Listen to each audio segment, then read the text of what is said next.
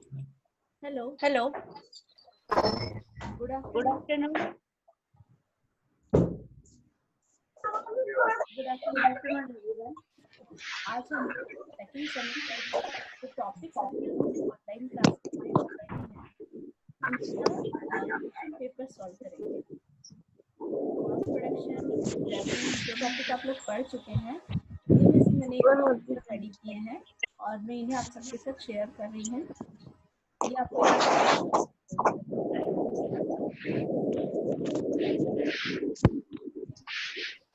First हम देखेंगे electrical machine. तो मैंने क्वेश्चन बनाए हैं, आप लोग नोटबुक लेकर बैठे सारे आंसर्स भी नोट कर लेना।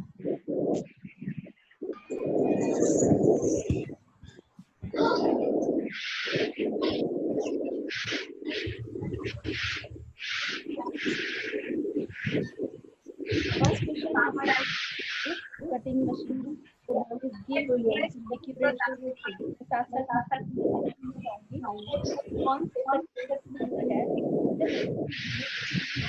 मिलता है।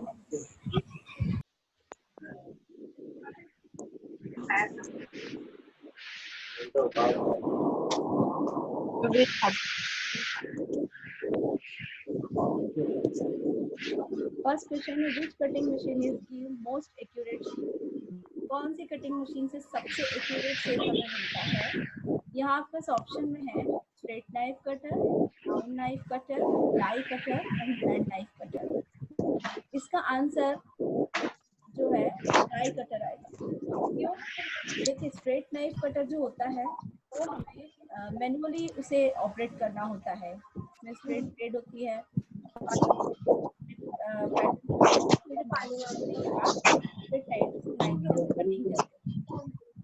राउंड नाइफ कटर सीधी कटिंग होती है, बड़े पार्ट्स होते हैं उनको हम राउंड नाइफ कटर से कट करते हैं। उन्हें भी मैनुअली ऑपरेट किया जाता है। इसे भी एक्यूरेट शेप आने में थोड़ा सा हो सकता है कि आपको इतना प्रॉपर नहीं आए। वहीं अब डाई कटर पे हम डाई कटर में पहले से ही आपका जो भी शेप आपको कट करना है उसके लिए डाई तैयार होती है।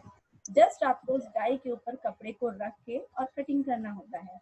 तो ऑब्वियसली इससे आपको एक्यूरेट शेप मिलेगा। तो मोस्ट एक्यूरेट शेप के लिए कौन सा कटर यूज होगा आपका। सेकंड क्वेश्चन है, डाई इज मेड ऑफ। जो डाई कटर होता है उसकी डाई किस मटेरियल की बनी होती है। Plastic, iron, copper, steel. Die होती है बनी होती है आयरन की। देखिए, जब कटिंग मशीन काम करती है, ऑपरेट करते हैं, तो इसमें जो कटर का यूज किया जाता है वो शार्प होना चाहिए जिससे कि फैब्रिक की कटिंग इजीली हो जाए। और ये हीट भी होती है इसमें। ये आयरन की होने से करती है और आयरन बहुत अच्छा होता है जिससे कि इस पे बहुत शार्पनेस होती है इसके पॉइंट्स पर और तो जो डाई वो किसकी बनी होती है, आयरन की। सेकंड का आपका आंसर आ जाएगा iron, option B. Question third, disadvantages of die cutting machine. Die cutting machine के डिसएडवांटेजेस क्या है। देखिए, एक्यूरेट शेप देती है, आयरन की बनी हुई है, लेकिन इसके डिसएडवांटेजेस भी हैं। वो है वेस्टेज, कॉस्टली, लूज शेप या ऑल ऑफ दिस। यहाँ हमारे पास चार ऑप्शंस हैं। फर्स्ट हम डिस्कस करेंगे वेस्टेज को, मतलब इतना वेस्ट हो जाता है। देखिए, डाई कटर में क्या होता है, जो शेप की आपकी डाई बनी हुई है उसी शेप में आपको कटिंग कर सकते हैं। कई शेप ऐसे होते हैं जिनमें कि हम दोबारा उस कपड़े को एडजस्ट नहीं कर सकते हैं या जस्ट उसी के पास से दूसरा पीस निकाल सकते हैं। तो मिलाकर हम इसमें लेआउट वैसा नहीं कर पाते हैं जैसे कि हम अदर कटर से करने के लिए लेआउट पहले से कर लेते हैं और फिर उस पर कटिंग करते हैं। तो हमें डाई कपड़ा उसमें फिट करना होता है। और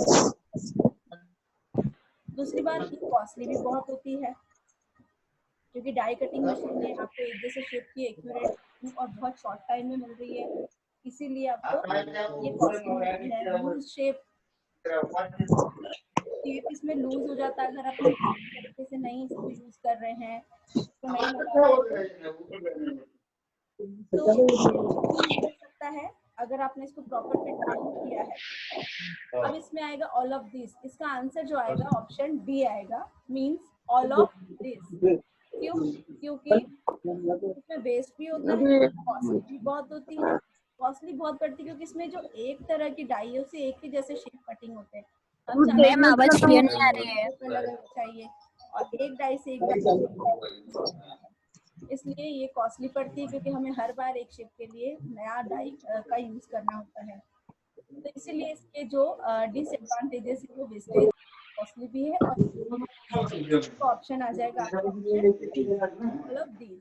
शोर बहुत हो रहा है, प्लीज अपना कर दीजिए माइक को, प्लीज आप म्यूट कर लीजिए।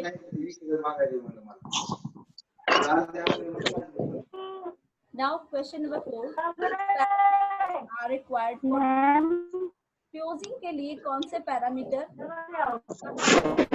मतलब फ्यूजिंग के लिए कौन कौन से कंपोनेंट्स होते हैं फ्यूजिंग मशीन के लिए, जिनके इसका है टाइम,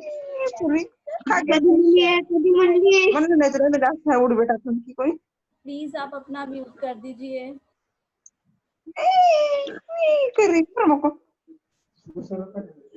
जब हम फ्यूजिंग का काम करते हैं तो हर कपड़े की अलग अलग क्वालिटी होती है, उसकी थिकनेस अलग होती है। इसकी वजह से कई बार टाइम चेंज करना होता है। किसी कपड़े में ज्यादा टाइम तक आपको उसको प्रेशर देना, किसी में कम टाइम तक देना होता है। डिपेंड करता है उसकी क्वालिटी पर और आपकी फ्यूजिंग की कौन सी टाइप की है।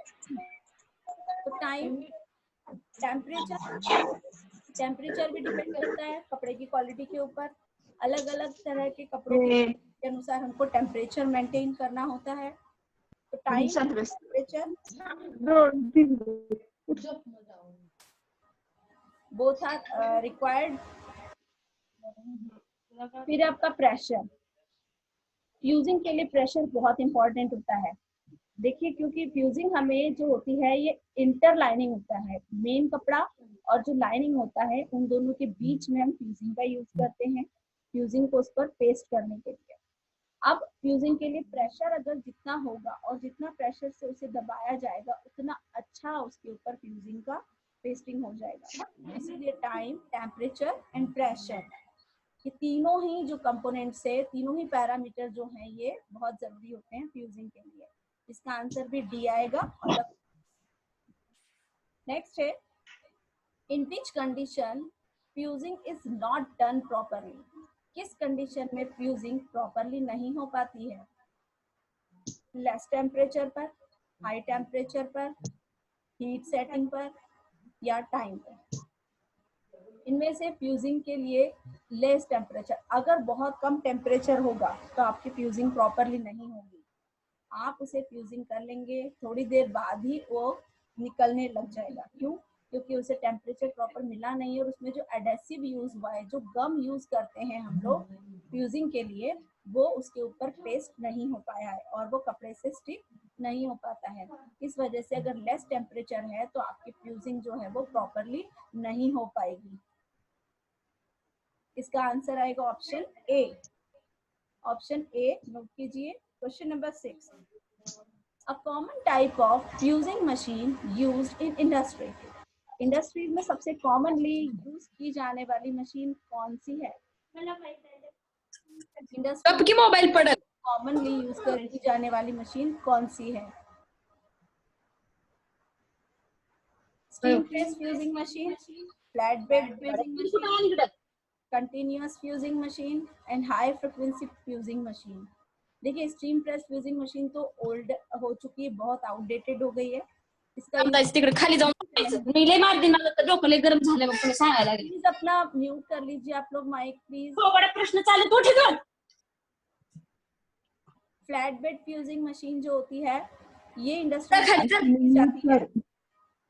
इसमें जो इसका फ्यूजिंग करने का तरीका होता है उसमें एक दो तरफ से ऊपर क्वेश्चन गेले उनके बीच में आपका फ्यूजिबल जो क्लॉथ होता है और फ्यूजिंग का जो रहता है कैनवास वगैरह वो रखा जाता है सेट करके, और फिर इसको ऊपर से बंद करके प्रेशर दिया जाता है और हीट मिलती है और टाइम सेट किया जाता है, उससे इसमें फ्यूजिंग होती है। कंटिन्यूअस फ्यूजिंग मशीन में आपको कंटिन्यू फ्यूजिंग चलती रहती है और एक जो है स्लाइडर की तरह से बाहर आता है और इस पर हमें अपना जो फ्यूजिंग का मटेरियल है उसे सेट करके रखना होता है और फिर ये अंदर एक रोलर प्लेट के ऊपर से गुजरती है जहाँ से इसे हीट मिलती है और जब बाहर एक तरफ से हम इसे रखते जाते हैं और दूसरी ओर से हमें ये बाहर चिपक के और हमारा पेस्ट होके करून गेलाय खाली. इसमें कंटिन्यूअस फ्यूजिंग मशीन भी इंडस्ट्रीज में यूज की जाती है लेकिन इसका भी यूज इतना नहीं होता है जितना कि फ्लैट बेड का होता है। हाई फ्रीक्वेंसी यूजिंग मशीन जो होती है ये आपके माइक्रोवेव की तरह होती है, इसमें रेज काम करती हैं और बहुत ज्यादा हाई फ्रीक्वेंसी पर इसमें हीट दी जाती है जिससे कि आपका फ्यूजिंग पेस्ट होता है। तो आपका इसका आंसर आएगा ऑप्शन बी। ऑप्शन बी है flat bed fusing machine. Question number 6 के लिए आप आंसर नोट कीजिए, option B. Next one is this machine has pressure roller arrangement for apply pressure. पुढच्या उशिरा जॉईन झाले, मला वाटलं एक एकदा उशीर लागते प्रेशर मला. Roller arrangement for apply pressure. Question number 7 है स्टीम प्रेस फ्यूजिंग मशीन। कौन सी फ्यूजिंग मशीन होती है जिसमें प्रेशर रोलर अरेंजमेंट होता है प्रेशर अप्लाई करने के लिए? इसका आंसर जो है दिया हुआ है स्टीम प्रेस। स्टीम प्रेस में मैंने जैसे बताया ये आजकल यूज नहीं होती है इंडस्ट्रीज में क्योंकि इसका यूज बहुत कम हो गया है और ये इतनी ज़्यादा फ्रिक्वेंटली काम नहीं कर पाती है और इसका प्रोसेस भी इतना अच्छा नहीं है। आजकल जो लेटेस्ट मार्केट में मशीन अवेलेबल हैं उनका ज़्यादा यूज किया जाता है। फिर आपकी flat bed fusing machine. Flat bed fusing machine जैसा कि मैंने बताया कि इसमें ऊपर से दो पार्ट होते हैं जिनके बीच में आपका फ्यूजिंग मटेरियल रख के और फ्यूज किया जाता है। फिर continuous fusing machine. Continuous fusing machine और हाई फ्रीक्वेंसी में मैंने बताया हाई फ्रीक्वेंसी माइक्रोवेव की तरह होती है जिसमें बहुत हाई रेज छोड़ी जाती है हीटिंग के लिए और उससे आपका फ्यूजिंग का काम होता है। इसका आंसर जो आपका आएगा वो आएगा continuous fusing machine, option C. Continuous fusing machine में आपका जो फ्यूजिंग मटेरियल होता है, जो फिजिबल मटेरियल होता है, वो मैंने बताया आप एक प्लेट जो बाहर की तरफ से अंदर जाती है उस पर आप रखते हैं और फिर वो बीच में से गुजरती है जो कि एक गरम रोलर उसके ऊपर से गुजरता है और उस तरह से वो फ्यूज होती है। तो कंटिन्यूअस फ्यूजिंग मशीन जो होती है इसमें आपका प्रेशर रोलर अरेंजमेंट होता है प्रेशर अप्लाई करने के लिए। इसका आंसर आएगा option C, continuous fusing machine. Next one is in this machine difficult to adjust the steam temperature, pressure and timings। कौन सी मशीन होती है जिसमें बहुत डिफिकल्ट होता है स्टीम टेम्परेचर और प्रेशर को और टाइम को एडजस्ट करना डिफिकल्ट होता है, ऐसी कौन सी मशीन है? इसका answer obviously steam press fusing machine होगा क्योंकि इसमें सारी चीज़ों को एक साथ एडजस्ट नहीं किया जा सकता है, इसीलिए ये आउटडेटेड हो चुकी है और बहुत ही कम यूज की जाती है इंडस्ट्रीज में। इसके बजाय फ्लैट बेड और कंटिन्यूअस फ्यूजिंग मशीन का ही ज्यादातर इंडस्ट्रीज में यूज किया जाता है। Question number 9, which machine is used for top stitching? कौन सी मशीन टॉप स्टिचिंग के लिए यूज की जाती है? टॉप स्टिचिंग मतलब केवल जो ऊपर की ओर दिखने वाला या ऊपर से दिखने वाली जो सिलाई होती है वो। इसका lock stitch machine, single needle machine, double needle machine and all of this. Lock stitch machine जैसा कि आप जानते हैं इसमें लॉक स्टिच की जाती है, इसका टांका बहुत मजबूत होता है, हम बेसिक सिलाई के लिए इसका यूज करते हैं। Single needle machine, single needle machine आपकी एक तो लॉक स्टिच मशीन होती है, दूसरी चेन स्टिच मशीन होती है, लेकिन चेन स्टिच मशीन जो होती है वो इतनी ज्यादा ड्यूरेबल नहीं होती है। इसका आंसर आएगा option C, option C double needle machine. Double needle machine से डेनिम्स के जो आपके ट्राउजर जीन्स होती हैं, शर्ट्स होते हैं, इनमें जो ऊपर से दो टॉप स्टिच की जाती है योक पर, कॉलर पे, कफ पे, पॉकेट्स पर, इनके साइड पर, इसके लिए डबल निडल मशीन का यूज किया जाता है टॉप स्टिचिंग के लिए। Question number 10, zigzag machine is a variation of। 9 का आंसर है option C double needle machine. zigzag machine is a variation of। zigzag machine किसका वेरिएशन है? अच्छा, सबसे पहले आपको ये पता होना चाहिए कि लॉक स्टिच मशीन और चेन स्टिच मशीन में बेसिक डिफरेंस क्या होता है।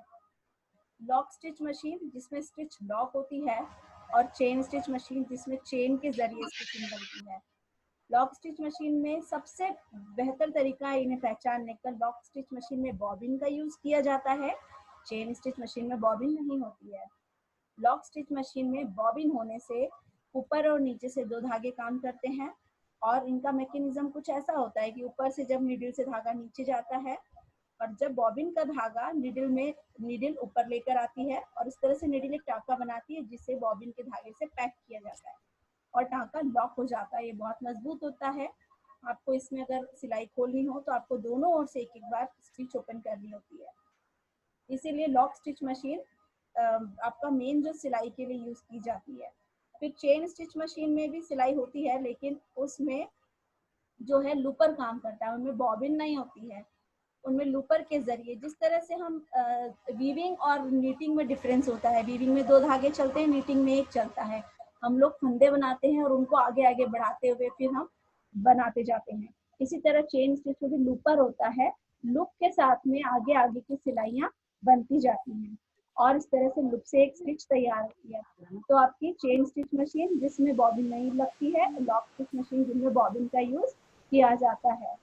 तो lock stitch machine, single needle machine, double needle machine और ऑल ऑफ दिस। अब आपके लिए पहचानना बहुत आसान है कि जिगजैग मशीन किसका वेरिएशन है। जिगजैग मशीन में हम बॉबिन यूज करते हैं तो ये लॉक स्टिच मशीन का वेरिएशन है।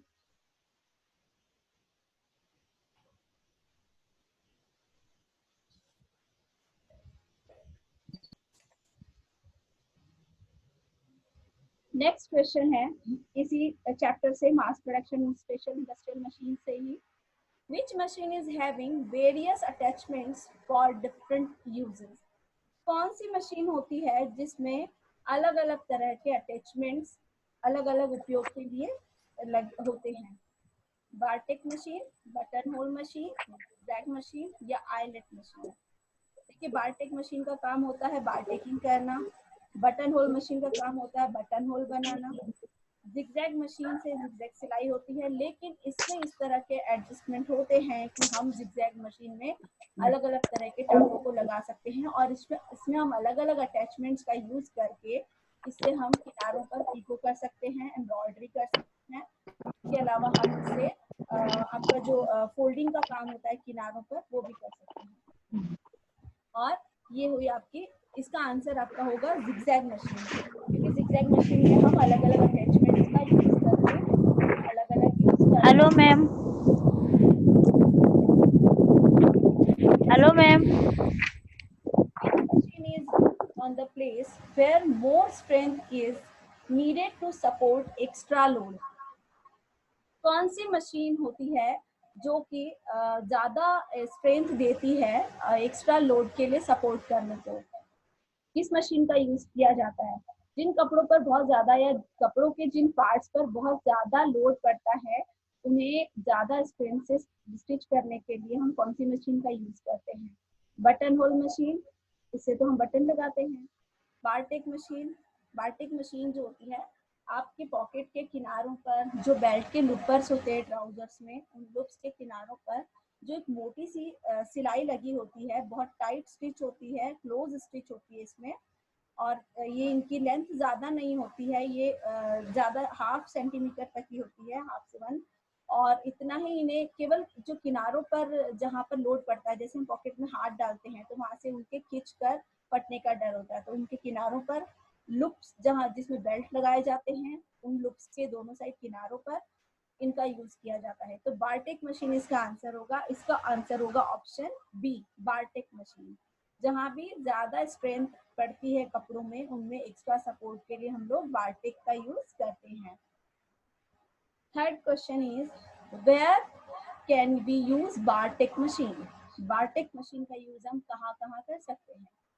अटैचिंग बेल्ट लूप्स, बेल्ट के लूप्स अटैच करने के लिए, कॉर्नर्स, पॉकेट के कॉर्नर्स पर, जिपर के एंड्स पर, या ऑल ऑफ दीज।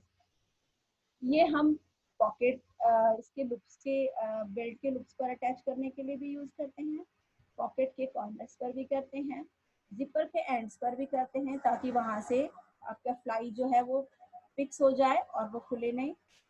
इसीलिए इसका आंसर होगा option D, all of this. इसका ऑप्शन लिखिए, option D, all of this. Question 4, straight button hole are used for. देखिए बटन होल जो होते हैं हॉरिजॉन्टली भी बनते हैं, वर्टिकली भी बनते हैं। इसमें पूछा गया स्ट्रेट बटन होल किस में यूज किए जाते हैं, मतलब सीधे बटन होल किस में यूज किए जाते हैं। Jacket, coat, shirt and trouser. Jackets में आप देखते हैं हॉरिजॉन्टल होते हैं, कोट में भी हॉरिजॉन्टल होते हैं, शर्ट में और ब्लाउज में, लेडी शर्ट्स में, बच्चों के इसमें होते हैं जो यूज किए जाते हैं वो आपके स्ट्रेट बटन होल्स होते हैं। इसका ऑप्शन सी आंसर है, इसका ऑप्शन सी, शर्ट। ट्राउजर में आप देखते हैं हॉरिजॉन्टली बटन होल होता है। इसका आंसर होगा option C, shirt. Question 5, dash machine is also known as grommet machine. कौन सी मशीन है जिसे ग्रोमेट मशीन के नाम से भी जाना जाता है। फिफ्थ है, कौन सी मशीन है जिसे ग्रोमेट मशीन के नाम से भी जाना जाता है। Eyelet machine, button hole machine, zigzag machine and bartack machine. Bartack machine bartacking काम करती है, जिगजैग मशीन जिगजैग स्टिचिंग और अलग अटैचमेंट के साथ में डिफरेंट वर्क करती है। बटन होल मशीन से बटन होल बनाती है। आयलेट मशीन होती है जिसे ग्रोमेट मशीन भी कहा जाता है। इसका आंसर आएगा option A, option A, eyelet machine. Next, overlock machine is a variation of. Overlock machine किसका वेरिएशन है। ओवरलॉक मशीन किसका वेरिएशन है। Lock stitch machine. Lock stitch machine जैसा कि मैंने बताया उसमें तो बॉबिन लगती है, ओवरलॉक मशीन में तो बॉबिन यूज ही नहीं होती है। ये ऑप्शन हट गया। दूसरा है single needle machine. Single needle machine में आपकी जो है बॉबिन लगती है, इसलिए ये ऑप्शन भी हट गया। डबल निडल मशीन में 2 बॉबिन लगती हैं, ये भी ऑप्शन नहीं है। इसका आंसर होगा option D, chain stitch machine. Overlock machine में लूपर्स काम करते हैं। आप सभी ने यूज किए, सभी ने देखी है ओवरलॉक मशीन, उसमें लूपर्स होते हैं। लूपर्स के जरिए इसमें स्टिचिंग और चेन दोनों एक साथ बनते हैं और ओवरलॉकिंग का काम होता है। तो इसका आंसर आएगा option D, chain stitch machine. Now question 7, machines based on chain stitch. कौन सी मशीन है जो चेन स्टिच पर बेस्ड है। कौन सी मशीन है जो चेन स्टिच पर बेस्ड है। Overlock machine, flat lock machine, button fixing machine या ऑल ऑफ दिस।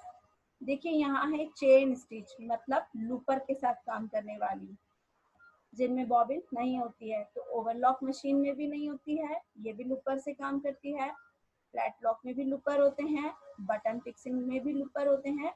इसलिए इसका आंसर होगा आपका ऑल ऑफ दिस। ये तीनों ही मशीनें जो हैं चेन स्टिच का वेरिएशन है। Now question 8, dash is used for edge stitching. Edge stitching के लिए इसका यूज किया जाता है। एज स्टिचिंग के लिए किसका यूज किया जाता है। एज स्टिच मतलब सिर्फ किनारों पर लगने वाली सिलाई, इसमें सिर्फ किनारों को ही बांधा जाता है। उसके लिए किसका यूज किया जाता है। Zigzag machine, simple swing machine, overlock machine या फ्यूजिंग मशीन। इसका आंसर आएगा option C, overlock machine. Overlock machine की एक विशेषता होती है कि इसमें आप जब कपड़े पर स्टिच करते हैं तो आपका जो एक्स्ट्रा फैब्रिक होता है, जो लूपर जो आपका निडल से प्रेशर फुट से बाहर की तरफ जाता है, इसमें कटर लगे होने से वो कट जाता है। इससे आप केवल किनारों पर ही किनारे बांधने वाली सिलाई ही कर सकते हैं। इससे किनारों की फ्रेम को रोकने के लिए, उनसे निकलने वाले धागों को रोकने के लिए और मजबूती देने के लिए हम लोग ओवरलॉक का यूज करते हैं। तो एज स्टिचिंग मतलब किनारों पर सिलाई लगाने के लिए हम किसका यूज करते हैं, सिर्फ ओवरलॉक मशीन का। फिर है question 9, machine is used for temporary stitching और डेकोरेटिव। कौन सी मशीन है जिसका उपयोग टेम्परेरी या डेकोरेटिव स्टिचिंग के लिए किया जाता है? Single needle chain stitch machine, button fixing machine, flat lock machine और ओवरलॉक मशीन। देखिए सिंगल निडल मशीन जो होती है, एक तो हमारी लॉक स्टिच होती है जिससे हम साधारण सिलाई करते हैं। Single needle chain stitch machine जो होती है, ये आपने बहुत अच्छे जो ब्रांडेड शर्ट्स होते हैं उनमें आपने देखा होगा कि एक तरफ से आपको सिलाई नजर आती है और दूसरी ओर चेन नजर आती है, चेन दिखाई देती है। इनकी एक विशेषता होती है कि एक धागा अगर आप पकड़ के खींचते हैं तो सारी स्टिचिंग खुल जाती है, क्योंकि ये चेन लूप के जरिए बनी है। लूपर वाली जितनी भी स्टिच होती है उनमें अगर आप एक धागा प्रॉपर पकड़ लेते हैं तो आप पूरी स्टिच को एक धागे से ही खोल सकते हैं। इसका यूज होता है शर्ट्स की साइड्स पर सिलने के लिए, ट्राउजर्स के साइड्स पर डेकोरेटिव जो स्टिचेस लगाई जाती हैं उनके लिए single needle chain stitch machine का यूज किया जाता है। इसका आंसर है आपका option A, single needle chain stitch machine.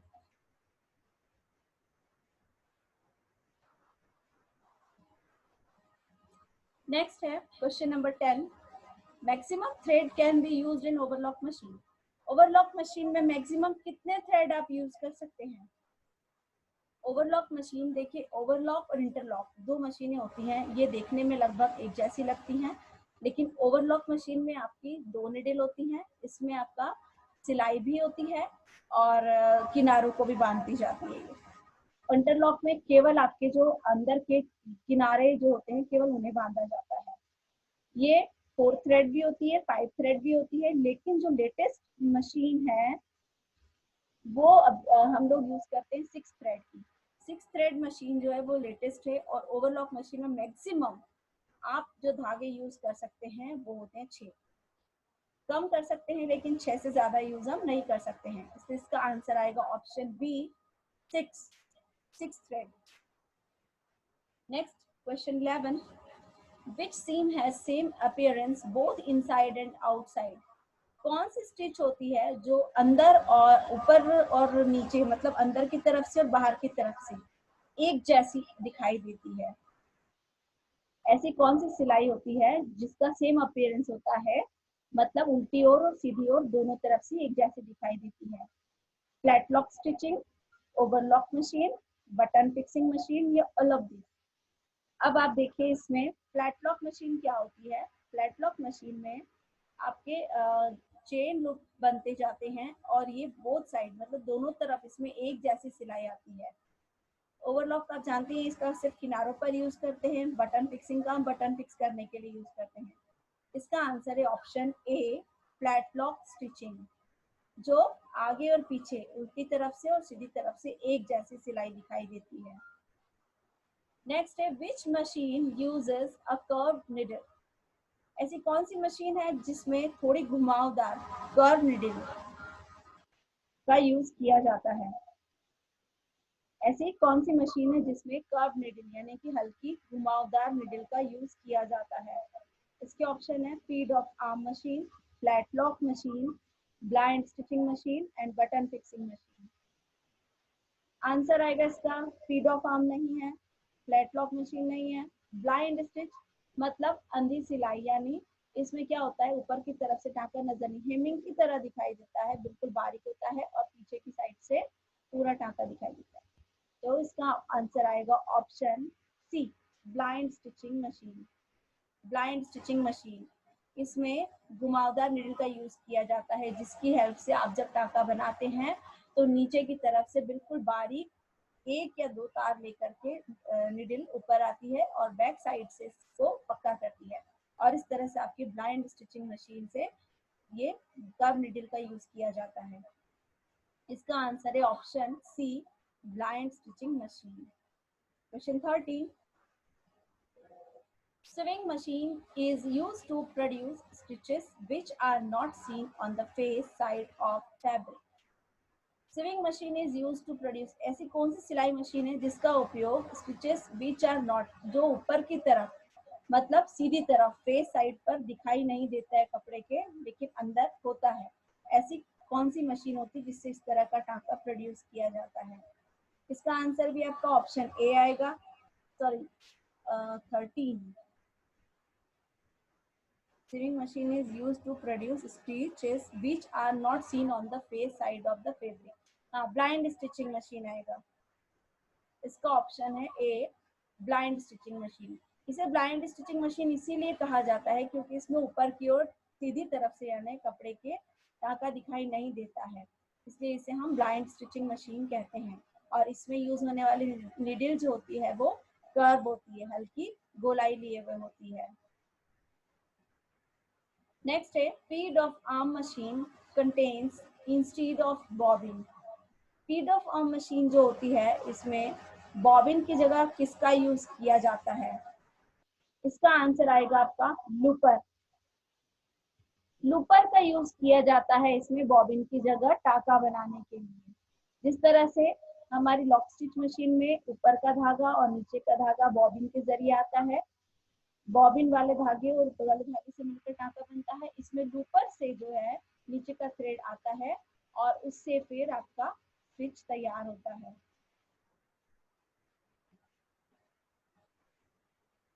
Next है feed of arm machine.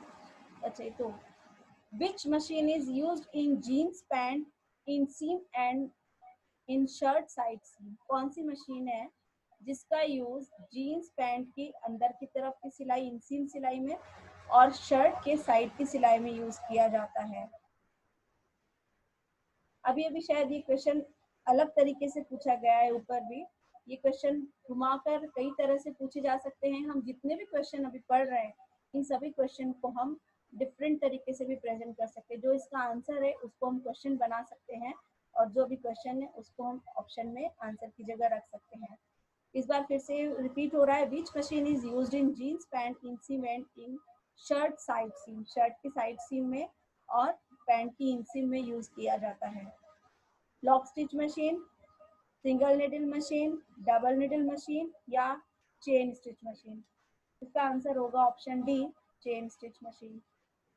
Chain stitch machine से जो डेकोरेटिव सीम होती है, इन सीम जो साइड में पैंट के लगती है और शर्ट के साइड्स पर लगती है, उन सीम्स को हम chain stitch single needle chain stitch machine से लगाते हैं.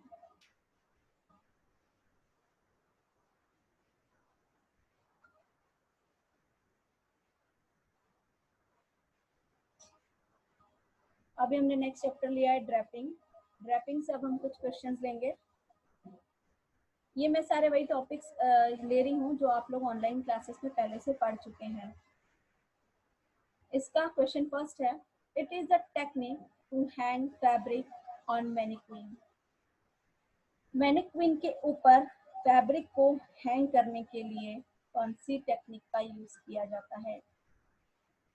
एक ही टेक्निक होती है पैटर्न मेकिंग की, ड्रेपिंग, जिसमें हम मैनिक्विन या बॉडी फॉर्म का यूज करते हैं पैटर्न क्रिएट करने के लिए, या फैब्रिक को हैंग करके उसकी देखने के लिए, उसका लुक चेक करने के लिए.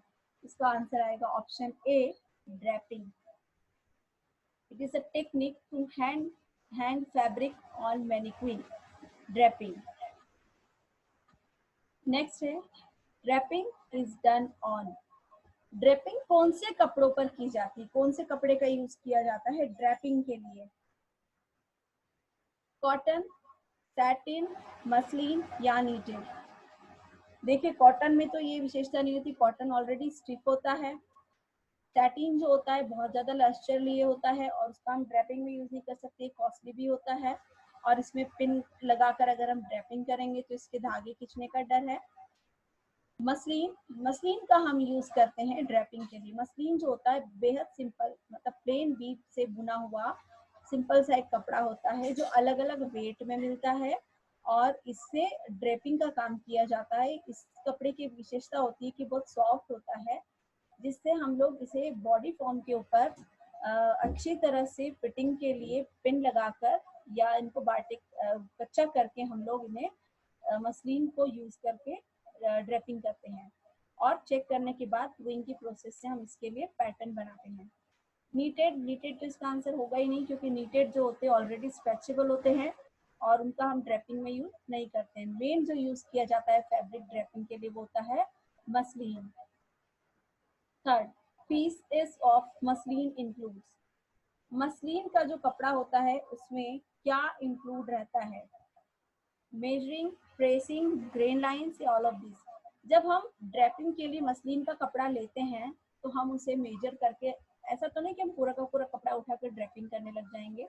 हम बॉडी फॉर्म का ये जो मेजरमेंट है वो मेजरमेंट लेंगे, उसके अनुसार हम उतना ही कपड़ा यूज करेंगे, विड्थ में, लेंथ में, जितना हमें उसके लिए ज़रूरत है, तभी हम उसको ड्रेपिंग के लिए यूज करेंगे। फिर प्रेसिंग, हम अगर ड्रेपिंग कर रहे हैं तो ड्रेपिंग से पहले कपड़े को प्रेस करना भी ज़रूरी है। ग्रेन लाइंस, हम उसकी ग्रेन लाइन भी चेक करेंगे, ग्रेन लाइन के अनुसार ही हम ड्रेपिंग का काम करेंगे। ऑल ऑफ दिस, तो ये सारी चीज़ें ही आपको इंक्लूड करनी होती हैं मसलिन के पीस में जब आप ड्रेपिंग का काम कर रहे होते हैं। आपको मेजरमेंट भी चाहिए, प्रेसिंग भी चाहिए और ग्रेन लाइंस भी उसमें होनी चाहिए। नेक्स्ट है the fabric is pinned to. Fabric को पिन किया जाता है, किसके ऊपर किया जाता है फैब्रिक को पिन रैपिंग की प्रोसेस में? ड्रेस फॉर्म पर, पेपर पर, किसी व्यक्ति पर या टेबल के ऊपर?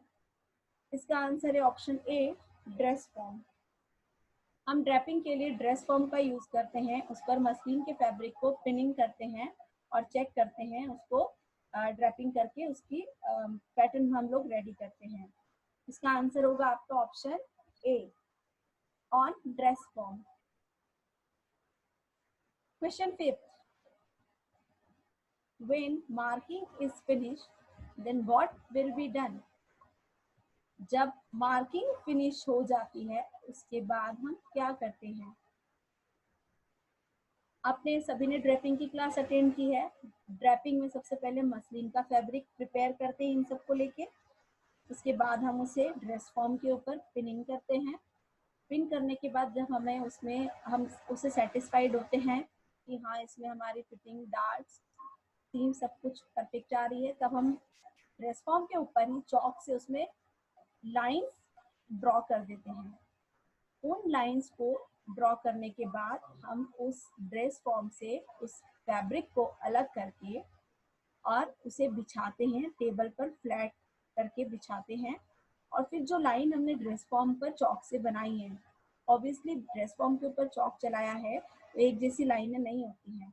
फिर हम फ्रेंच कर्व का यूज करके, रूलर्स और स्केल का यूज करके स्ट्रेट लाइंस, फ्रेंच कर्व से आर्मोल की शेप, नेक की शेप, जो गोलाइयाँ देनी है उसके लिए यूज करते हुए हम उन लाइन को ब्लेंड करते हैं, आपस में अच्छे से मिलाते हैं और क्लियर लाइंस ड्रॉ करते हैं।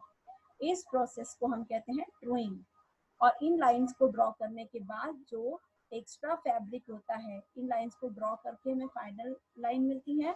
फिर हमें सीम के लिए, सिलाई के लिए जितना लेना है, सिर्फ केवल सिलाई के लिए मार्जिन रखना है, इतना ही लेकर के हम एक्स्ट्रा फैब्रिक को कटिंग कर देते हैं। इस पूरी प्रोसेस को कहा जाता है ट्रूइंग। ओके, ये पूरी प्रोसेस आपकी कहलाती है ट्रूइंग। इसका आंसर है जब मार्किंग फिनिश हो जाती है तो हम ट्रूइंग करते हैं, option B, truing. Question 6, what things are uses in the process of truing? Truing में किन चीजों का प्रयोग किया जाता है? ट्रूइंग की प्रोसेस के लिए किन किन चीजों का प्रयोग किया जाता है? जैसा कि मैंने बताया कि ड्रेस फॉर्म पर से जब हम फैब्रिक निकालते हैं उस पर लाइन प्रॉपर नहीं होती हैं, उन्हें ब्लेंड करने के लिए और फिनिश्ड क्लियर लाइंस को ड्रॉ करने के लिए हम रूलर, स्ट्रेट लाइन के लिए यूज करेंगे, फ्रेंच कर्व लाइन के लिए हम कर्व का यूज करेंगे। अब दिया है third option, both A and B, दोनों या इनमें से कोई भी नहीं। तो ए और बी दोनों आएंगे क्योंकि हम रूलर का भी यूज करते हैं और गोलाई वाली लाइनों के लिए हम फ्रेंच कर्व का भी यूज करते हैं। फ्रेंच कर्व है, आप लोग नोट कर लीजिए, फ्रेंच कर्व है। इसका ऑप्शन है सी, आंसर ऑप्शन सी। इसका आंसर है option C. Question 7, when truing is complete dash are added? जब ट्रूइंग कंप्लीट हो जाती है तो हम क्या ऐड करते हैं? ट्रूइंग कंप्लीट होने के बाद में हम लोग सिम लाइंस, डार्ट्स, टक्स या गैदर्स, इनमें से किसे ऐड करते हैं? देखिए डार्ट्स तो हम लोग ने बॉडी फॉर्म पर ही पिन करके बना ली हैं, टक्स भी हमने वहीं पिन कर दिए हैं, गैदर्स अगर हमारी नीड है, उसमें रिक्वायरमेंट है आपके डिजाइन में, तो ये भी आप बॉडी फॉर्म पे ही करेंगे। सीम लाइंस होती हैं जो ट्रूइंग की प्रोसेस में कंप्लीट होने के बाद हम सीम लाइंस ड्रॉ करते हैं, और जो एक्स्ट्रा फैब्रिक होता है उसके बाहर का वेस्ट वाला उसे हम कट करके हटा देते हैं। नेक्स्ट है question number 8, dash is a good straight point for a learner. Dash is a good starting point for a learner. एक लर्नर के लिए शुरुआत में सीखने के लिए सबसे अच्छा क्या होता है? अगर आप पैटर्न बनाना सीख रहे हैं तो आपको किससे शुरुआत करनी चाहिए? Bodies block, basic skirt form, दोनों, बोथ ए एंड बी, या इनमें से कोई भी नहीं? जब आप लोग ड्राफ्टिंग करना सीखते हैं, जब आप लोग पैटर्न बनाना सीखते हैं, तो आप मेजरमेंट लेने के बाद बेसिक बॉडी ब्लॉक रेडी करते हैं, और उन्हीं बेसिक ब्लॉक्स को लेकर के आगे हम उनमें डिजाइंस को, या हम उनमें स्टाइल लाइंस और जो हमारे डिटेल्स, डिजाइन डिटेल्स होते हैं, उनको ऐड करते हैं। तो इसके लिए आपका आएगा basic bodies block and basic skirt form. Basic body से हम बॉडी पार्ट्स का बनाते हैं, और बेसिक स्कर्ट से हम लोग स्कर्ट्स की वेरिएशंस और स्कर्ट पर हम काम करते हैं। तो दोनों ही चीजें होती है, बेसिक बॉडीज और बेसिक स्कर्ट्स, लर्नर के लिए जो स्टार्टिंग में शुरुआत करते हैं सीखने की पैटर्न के लिए। Question 9, arrangement a garment can be a garment can be draped using dash as a basis. A garment can be draped using dash a basis. Garment को जब हम ड्रैप करते हैं तो हमारे पास उसके लिए बेस क्या होता है?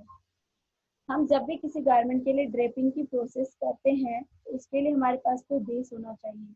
आप ड्रेपिंग कैसे करेंगे? पैटर्न से, फैब्रिक से, ड्रेस से, या डिजाइन स्केच से? आपके सामने एक डिजाइन का स्केच होता है जिसे देखते हुए आपको ड्रेस फॉर्म के ऊपर ड्रेपिंग करनी होती है। जो स्केच में डिजाइन दिया गया है उस डिजाइन को देखकर, उस डिजाइन के अनुसार आपको ड्रेपिंग की प्रोसेस करनी होती है। इसका आंसर होगा option D, design sketch. Garment को ड्रेप करने के लिए बेस के तौर पर आप यूज करते हैं डिजाइन स्केच का। आपके सामने जिस तरह के डिजाइन का जो स्केच होगा उसको देखते हुए, उसी स्केच को माइंड में रखकर बेस मानते हुए आपको ड्रेपिंग करनी होती है, और आपको उसमें वैसा ही फोल्ड और फॉल और वैसा ही डिजाइन क्रिएट करना होता है जैसा कि आपके स्केच में दिया गया है। Question 10, in high fashion couture, fashion houses, evening and lingerie companies, most garments are created through. High fashion coachers, fashion houses और लिंगरी कंपनीज जो होती हैं, वो अधिकतर जो गारमेंट्स बनाते हैं वो कौन सी प्रोसेस के थ्रू बनाते हैं? स्केचिंग, फ्लैट पैटर्न, ड्रैपिंग, या ऑल ऑफ दिस? देखिए स्केचिंग तो गारमेंट्स के लिए पहले होता ही है बेस। स्केचिंग करके ही हम अपना डिजाइन जो होता है वो रिप्रेजेंट करते हैं कि हम एक्चुअली क्या बनाना चाहते हैं या क्या हमें बनाना है।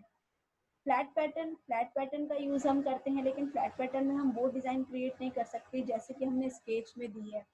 फ्लैट पैटर्न से आप जो सिंपल डिजाइन होते हैं जिनमें ज्यादा डिजाइनिंग नहीं होती है और जो साधारण तरीके से बनाए जा सकते हैं फ्लैट तरीके से, उन्हीं में हम यूज कर सकते हैं। ड्रैपिंग एक ऐसी प्रोसेस है जिसमें आप किसी भी ड्रेस को 3D फॉर्म में उसका लुक देख सकते हैं, फ्रंट से, बैक से, उसका कैसा फॉल होगा, किस तरह की उसकी फिटिंग होगी, और चेक कर सकते हैं। तो इसके लिए जो हाई फैशन कोचर्स जो होते हैं, फैशन हाउसेस होते हैं, लिंगरी कंपनीज होते हैं, उनमें ड्रेपिंग की प्रोसेस आज भी यूज की जाती है गारमेंट्स बनाने के लिए। ड्रेपिंग की जो प्रोसेस होती है ये टाइम भी लेती है और कॉस्टली पड़ती है, लेकिन इससे जो गारमेंट बनते हैं वो डिफरेंट होते हैं, इसलिए इनका यूज सिर्फ हाई फैशन में ही किया जाता है। जनरली ड्रेपिंग का यूज नहीं किया जाता है। फ्लैट पैटर्न टेक्निक का ही अधिकतर यूज करके हम लोग काम करते हैं। तो इसका आंसर जो होगा ऑप्शन सी, ड्रेपिंग होगा।